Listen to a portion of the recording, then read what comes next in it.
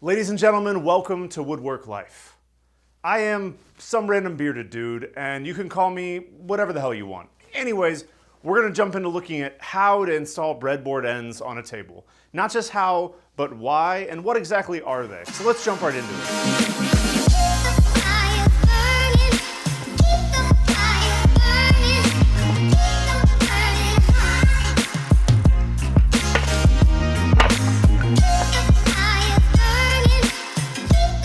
So first of all, a breadboard end is a piece of wood that's glued long grain onto the ends of a panel table.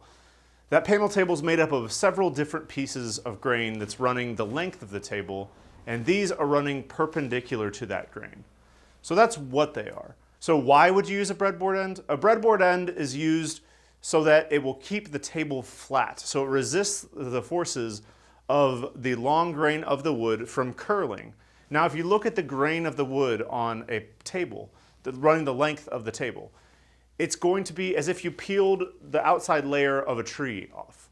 And now, as the tree breathes and brings in humidity and oxygen, it's going to store that in the sapwood.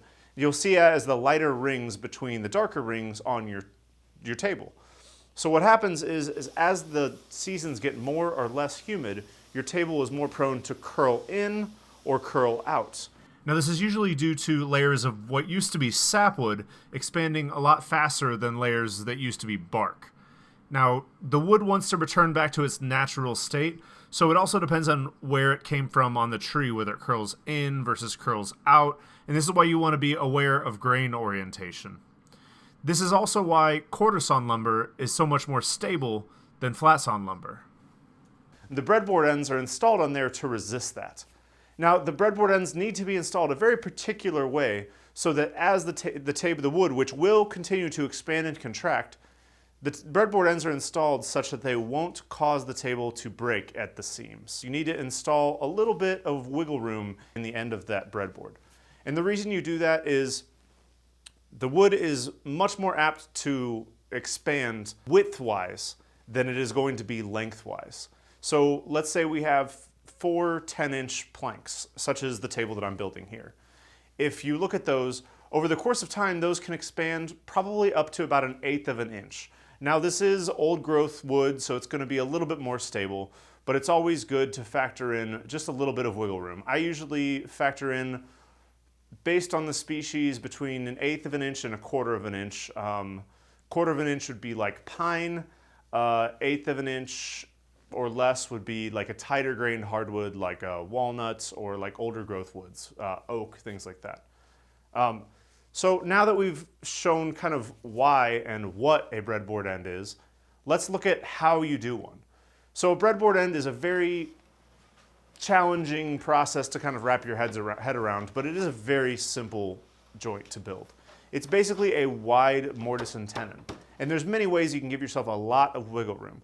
So to start off with, whenever I cut my mortise and tenons for a breadboard end, I always cut it as a haunch tenon. And what a haunch means is that it's got a little lip at the edge of the tenon that allows you to sort of register your mortise into the tenon a little bit more comfortably. It also makes the mortise a little bit easier to cut. So I cut mine on a table saw, simply because it was going to be about 2 inches deep for this particular table, but it is a little bit safer to cut these on a router table. Start by cutting the haunch, and this is really simple by just taking a thin pass to the depth that you want your haunch tenon to be. This also allows you to set the width of your tenon against your fence, and this is a great time to get that dialed in perfectly. From there, it's time to cut the actual full depth of the tenon. So my tenon is going to be about 2 inches thick. I would recommend that your tenon is as deep as you are comfortable making it for a breadboard end. The deeper your tenon and the more integrated it is to your breadboard end, the more solid the breadboard end is going to be and the more weight that it's going to bear. In this situation, I'm actually cutting kind of a shallower tenon than I probably should, but I'm trying to maximize the length of this table. You'll place your breadboard end on top of the table saw blade and slowly raise the blade into the breadboard end. This cuts the mortise and gives you something to trim the edge of your table to fit. So you always want to cut your mortise first and then cut your tenon to fit that. So now that we've got the mortise cut, it's time to start working on the tenon. So cutting the tenon is pretty straightforward. Since you already cut that haunch tenon, you're actually kind of cheating a little bit. So what you'll do is you'll start by just nibbling away at the edge of your tabletop, just the very edge, using your router, and just to go one side and then get the other side. Once you've done that, take your breadboard ends with the mortise and test fit it. Since that haunch is the same size as your mortise, you'll be able to use that as a test fit before you do the final depth on the full tenon on the edge of your tabletop. This can be a scary point though, because this is a table that you've already put a lot of work into. So sneak up very slowly on that final cut, because you can always take more wood away, but it's pretty hard to put wood back. So once you get that size fit perfectly, you can use that depth that you've made to set a blade depth for a circular saw. I like to use a circular saw for this because it allows me to get a nice clean edge with minimal tear out. Sometimes with a router you can get some rounded edges and some tear out, and it's not always perfect. So with this I like to use a circular saw and a track saw. In this case I'm using a new track that I got from TrueTrack to set a hard shoulder on the edge of the tabletop. So I drew a squared line, then I registered my track saw up against that squared line. You'll want to draw both squared lines up against the same face on the table. That way you ensure they're both square, and at the end of the table you can trim everything up square. So use your track saw or your router with an edge guide, or a circular saw with an edge guide. There's a lot of different ways to do this, but you want a straight, clean line to define the shoulder of your tenon. Once you've done that, you can then go back with your router. You already have the depth set for these tenons. You can go back with your router and just remove the remainder of the waste from your tenon.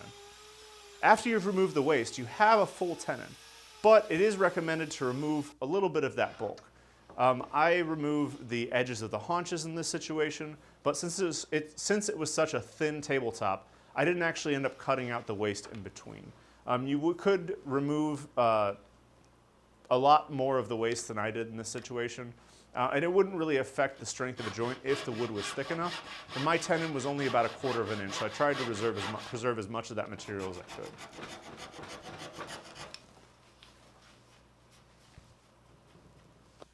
So now that you have your tenon cut, it's a good idea to do just a little bit of test fit and probably a little bit of tweaking with chisels and planes just to get it so it fits just snugly. The fit should look a little something like this. It should fit snugly, but it shouldn't be hard to push in. Maybe a little bit of tap with your palms, or a tap with a rubber mallet, but it shouldn't take a lot of force to put it in there. Once you get that attached, now it's time to pin it. Now these pins are important. These pins allow the breadboard to float. So as the table expands and contracts, this allows the breadboards that are keeping your tabletop flat to float side to side with the rest of the table. So you do this by first drilling holes. I usually do about 4 holes across the length, making sure that they go into where the tenon is going to be. I'll first mark where I want the holes to be, then I'll drill them. You'll drill the holes through both sides of the tabletop. Maybe you can meet halfway if you don't want to blow out on the bottom of your table. But then you'll use that to mark the holes that you're going to drill in the tenon. Now this is important because this is what you'll use to get a very snug fit. Instead of marking the holes dead center with the holes that you drilled in the breadboard top, you can also mark them about 1/16 of an inch closer to the center of the table. That way when you put in the peg, it's actually going to pull those breadboard ends into the middle of the table and tighten up the edge of that joint. So any imperfections or whatever that you might have will be harder to see. So you cut those. You trim your pins to whatever dimension you think is appropriate, and then you'll very carefully tap those pins in, being sure that the holes are lined up all the way through. It's a good idea to sharpen the edge of your pin just a little bit. That way, when it goes through, it can find that hole and then pull the breadboard end snug with the rest of your tabletop. After that's all done, it's just a matter of sanding, and you're ready to continue with your table assembly. A couple of things. It's a good idea to put glue maybe in the middle board if you're going to glue this joint at all. This can keep the center of the board a little bit closer.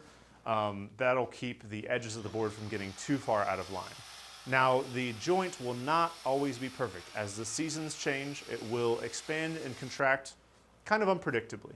But it's going to be a stable tabletop that'll last a lifetime. These breadboard ends, there's builds of tables that have had these for hundreds of years, and it's a very, very stable joint, and it helps keep your table flat and also keep all of the joints looking snug without snapping under the stress of seasonal expansion and contraction. So that's just a good introduction on installing breadboard ends for a tabletop. There's a bunch of other techniques out there, like the Japanese style with the through foxtail dovetails. There's green and green if you want to get a little more artsy about it and a lot more details. But there's plenty of videos out there and textbooks and art museums and plenty of places you can study that. So don't let this be the end of your education on this if you are interested in building tabletops. There's a bunch of cool ways to do it. This is just sort of the basic way to do it. If you did find this video helpful, please share this video and drop me a like down below. And let me know in the comments if there was anything that maybe I glossed over that you want some more details on, or any techniques around installing breadboard ends that you're interested in. I'd be happy to help you guys out with that, and I try to stay really active in my comment sections. If you want to help directly support this channel, check out my Patreon page. There I try to do some cool, unique giveaways and some unique content that I put just for my patrons. So check that out there, or if you don't feel like doing that, just check out my Amazon links and pick something up maybe you're going to buy anyway. It helps every little bit helps. So thanks for watching today, and remember to keep your tools sharp and to keep your mind even sharper.